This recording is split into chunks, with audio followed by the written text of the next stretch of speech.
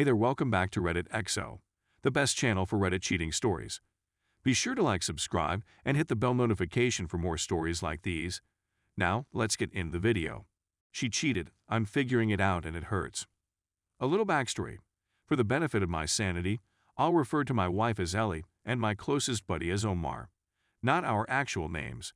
Ellie and I met in college and clicked immediately away. When we first began dating, I wasn't very aggressive.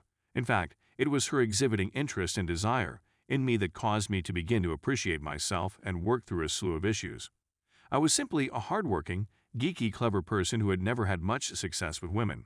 It seemed almost unbelievable to me that someone as intelligent and attractive as her would show as much interest in me as I did in her. We both always been motivated, which led to us both starting our own little enterprises by the time we left college. We moved in together after college and married a year later. We had a pretty solid marriage, in my opinion. We'd been through family tragedies, career problems, and minor and huge arguments, and we'd always managed to work through it all, and I believe it made us stronger. Ellie has always had a broad social circle that included a good number of guys, but I never gave it much attention, since she never did anything that raised red lights because her social events appeared to always be with a large mixed group, and I grew to trust her closest friends. As our 10-year anniversary approached, I decided to bring up the subject of raising a baby. We had chosen early on in our relationship to compromise on the size of our family. I wanted kids, she wanted none, or at most one, so we settled on one. Now, 10 years into our marriage, financially stable, and thinking about how good I thought our relationship was, I broached the subject. I can't help but believe that my actions may have triggered this whole line of events. She told me around 3 months ago that she was going out with her buddies to have some fun. She essentially told me she needed to relax, since she was freaked out over my inquiring about having children again. That night, at 4 a.m., she returns, and our bedroom is entirely dark from then on.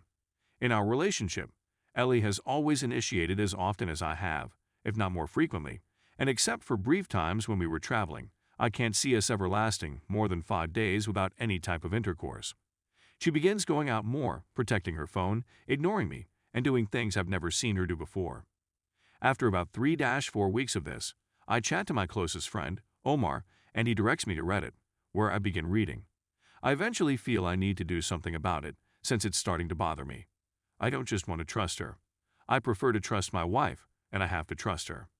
Needless to say, I get my hands on her phone and start checking her calls and messages, feeling like a monster invading her privacy. One of the new folks in her social circle turns out to be an old high school love from before we were together. The more I dug, the more I... Needless to say, I get my hands on her phone and start checking her calls and messages, feeling like a monster invading her privacy. One of the new folks in her social circle turns out to be an old high school love from before we were together. The more I dug, the more I discovered. I suppose the fact that I'd always trusted her entirely made her more relaxed about concealing the affair.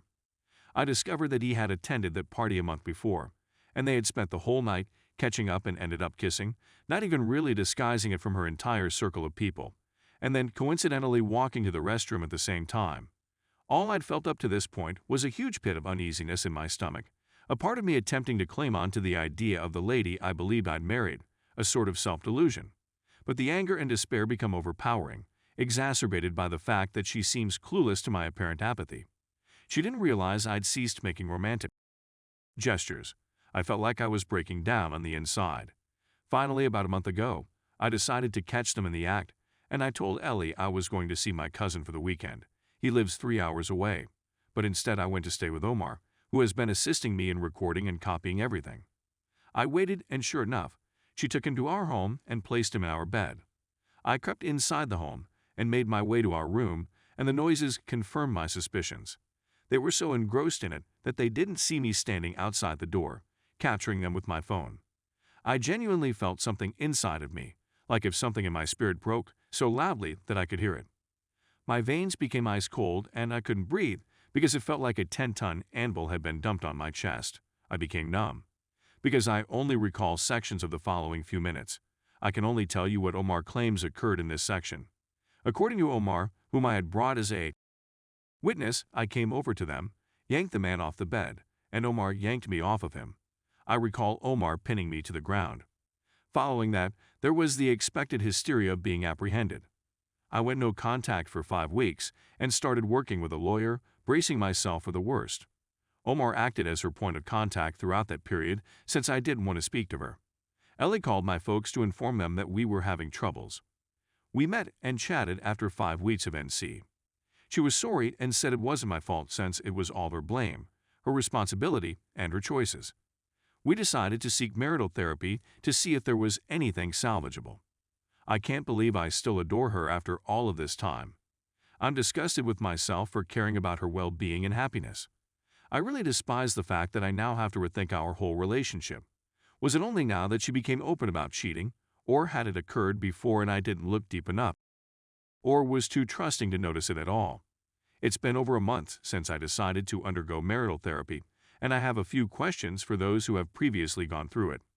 1. Is it feasible to reconcile without losing one's self-esteem? 2. How long does the cycle of anger, sadness, and numbness last? I'm tired of being on an emotional roller coaster all the time. 3. I despise the concept of having to be on the watch all of the time. I'm not sure whether that's a symptom of me wanting to leave or simply exhaustion. To be honest, I'll accept any suggestions. I adore her.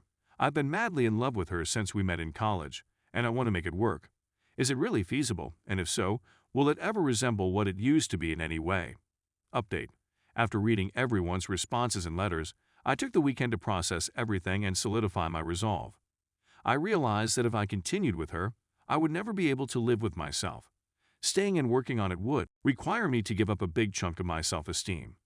I also recognize that I don't want to be in a relationship that requires me to be constantly on the lookout for symptoms of treachery. So I decided to hit the proverbial red button and destroy everything. Here's how it all played out.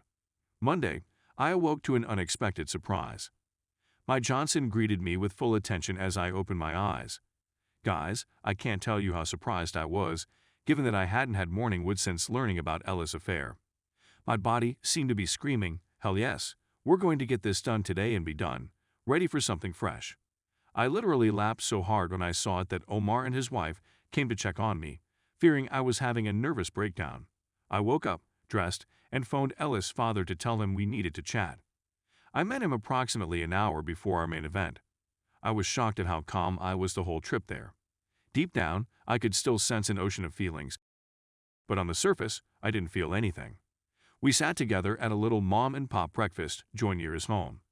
Ella's father is a wonderful guy, cheerful and witty, but most importantly, he is calm. I complimented him for how he and his wife had treated me over the years and apologized for having to have this conversation with him. He listened carefully, but when I told him why I was divorcing his daughter, he got his head. I could see he was embarrassed and furious, not at me, but at Ellie. He said he understood, and I requested him not to tell Ellie since I was going to tell her in 1 hour. He nodded, we shook hands, and he warned me to be careful. I hated having to break his perception of her. I questioned whether I should have asked him to care for her, but I suppressed that inclination because, first and foremost, he is her father, and of course he would care for her.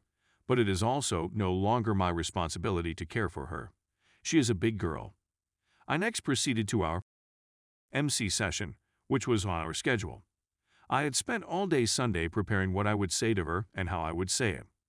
For the following several hours, I intended to effectively emotion-proof my actions and words. I sat in the parking lot for 10 minutes, simply praying. I hadn't felt like I wanted or could do anything since it all began. Ellie was wearing one of the gowns I liked seeing her in when we sat down for MC, and for a few seconds I forgot everything, but then the visceral disdain and contempt I felt forced the desire entirely out.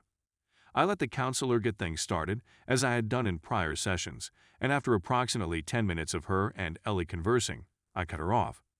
Here's how it went, myself, excuse me, but I have a few things to say to Ellie that I wanted to be able to express here, with a neutral third party. If I am interrupted at any moment, I will just leave and that will be the end of it. Ellie, I realized I don't need to know whether this was your first time cheating. It makes no difference. I don't need to know how long it lasted. It makes no difference. I don't care how many times you cheated. It makes no difference. I'm not interested in finding out why. Even if there was an excellent explanation, a flawless one, it would be irrelevant. It doesn't matter what you did. What matters is that you did it. I now understand that the only facts that count are those that are true. You would never have children with me. At this point, Ellie opens her mouth to intervene, but I start heading to the door, so she instantly backs off. You were going to drag me along for as long as it took. You had to cheat on me sooner or later. At this point, the tears began to flow for her. You do not respect or love me. The counselor seems to be ready to intervene, and I reply by taking another step towards the door, which stops that. My lawyer is filing for divorce as we sit here, and your father knows the complete truth of what has been going on as of about an hour ago. Please do not contact me. Lawyers will be the only people with whom we shall contact from now on. These are the final words we'll ever say. Bye-bye. I took the last few steps to the door and exited. As soon as I shut the door, I heard a howl that would haunt people's nightmares.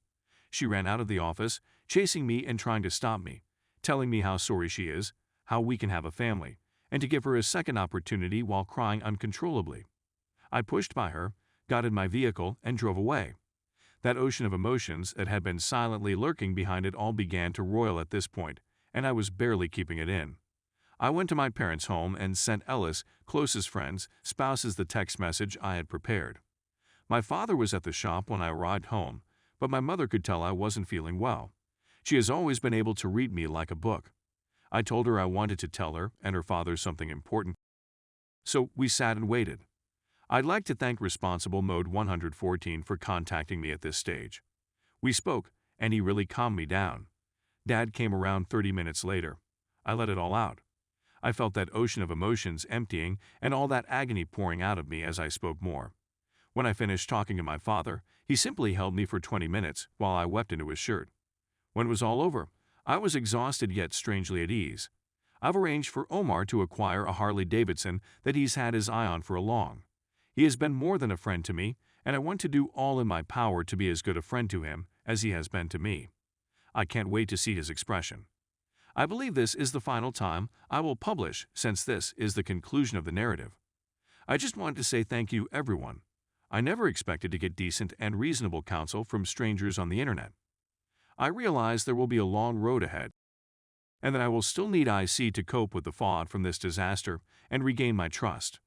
I have to hope that if I do the job, all of this sorrow, misery, and fury would fade away gradually like Roto-Rooter for my spirit.